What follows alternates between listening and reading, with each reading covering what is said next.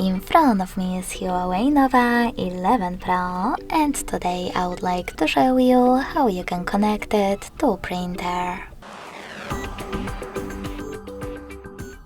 Firstly, you need to open Settings and click on More Connections right away. Then select Printing, click on Default Print Service, and wait! Your device is now looking for a printer. When it finds one, it will connect to it right away.